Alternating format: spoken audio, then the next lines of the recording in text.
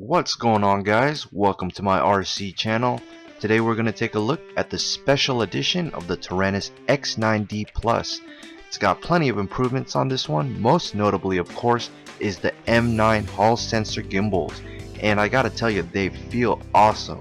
They're incredibly smooth with more resistance and more resolution over the original X9. But I think the first thing anyone's gonna notice is probably the graphic shell. You have a choice of 4 different graphics which have actually been hydro dipped, also known as water transfer. These include carbon fiber, which was the one that I chose, blazing skull, rock monster, and camouflage. You also have the option of either mode 1 or mode 2 sticks, and all of this for just $249 shipped. You know, I added up all the parts if you were to do the mods yourself, and it came to around 160 bucks. And this doesn't even include the Taranis. So if you're in the market for a Taranis and are thinking about getting one of the plain Jane X9s, I would say spend a little bit more and get the special edition. And with all the upgrades you'll be getting, it's well worth it. Alright, so here's how it arrived. It did get a little bit beaten up from shipping, but it's not too bad. Inside we have the Taranis EVA case. I think it's a nice case. The outside's hard and it's vinyl wrapped. A very nice leather strap. Oh wow, it expands when you pull on it.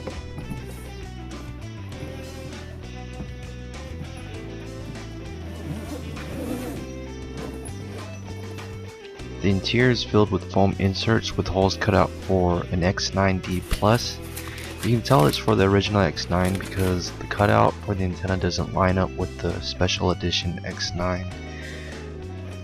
We got some instructions here and stickers.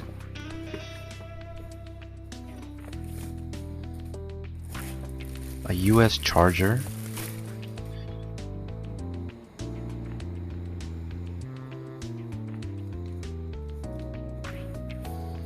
A Taranis lanyard with adapter. You can screw this onto the Taranis. There are holes on the adapter that will hold the X9 at a certain angle depending on which hole you're using.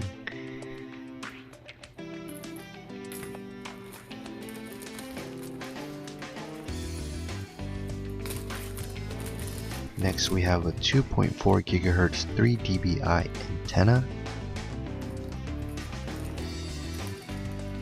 They also included some labels for the case. Some people prefer a cleaner look without markings, and depending on which graphic you chose, I guess it would be a shame to cover them up. I've been using these on all of my transmitters. I really like these. They're gimbal guards and they're used to prevent damage during transport. And finally we have the special edition X9D Plus. Wow, this looks very nice. Excellent quality on the hydro dip graphics, which has a really nice matte finish to it.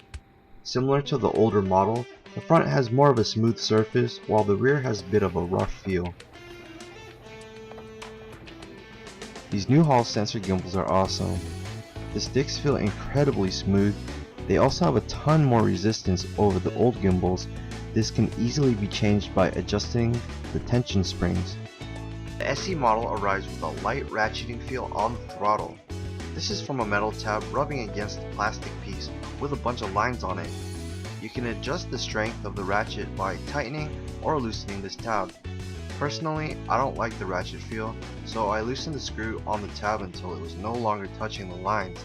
And just FYI, you can do this to both of the sticks.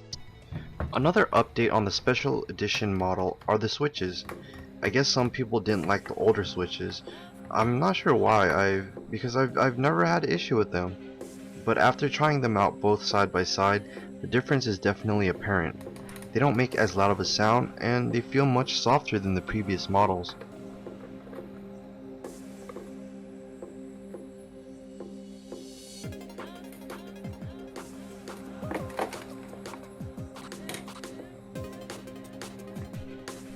It looks like the same battery that's in my old X9. And this is another thing that a lot of people have a problem with. I've seen lots of people saying that the stock Taranis battery, it doesn't hold a charge for very long. Maybe I'm just one of the lucky ones since I can go multiple sessions without having to recharge.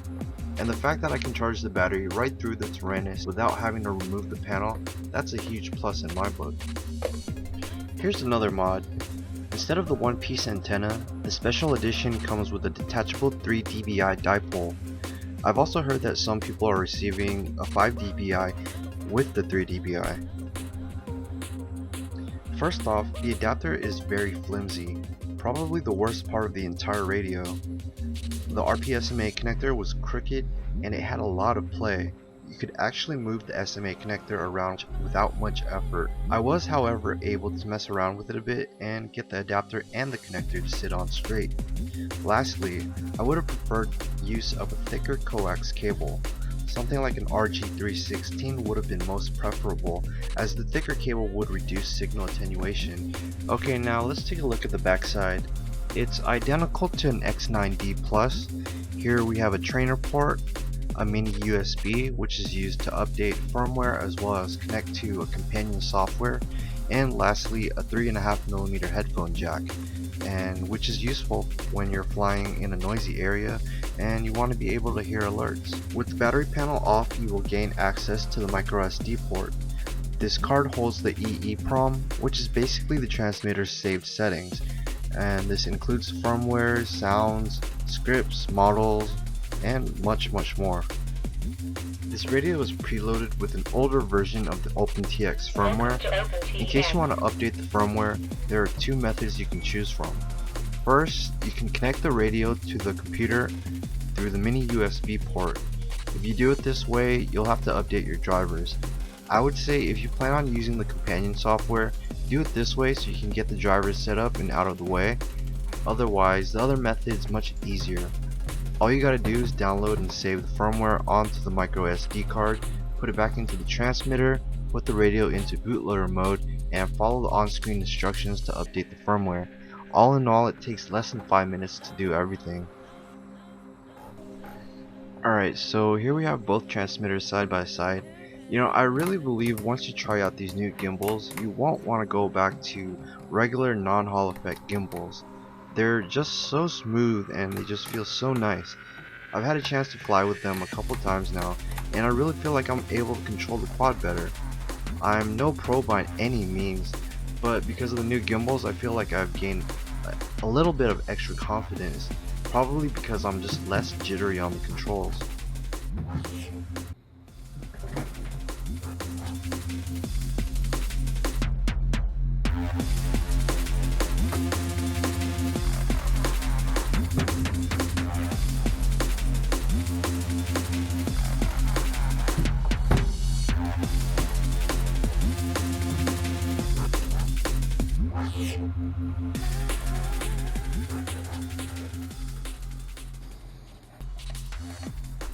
Both radios are almost identical in size.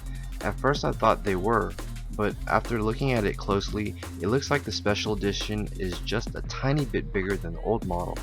It's also close to 20 grams heavier.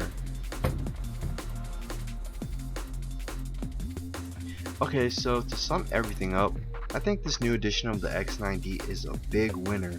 You're getting a lot of high quality gizmos, better switches, better gimbals, even some sweet thumbstick ends, and that's not even the end of it.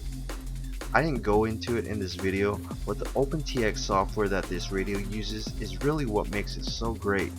It allows you to fully customize your radio, from a hardware mod right down to a boot up sound.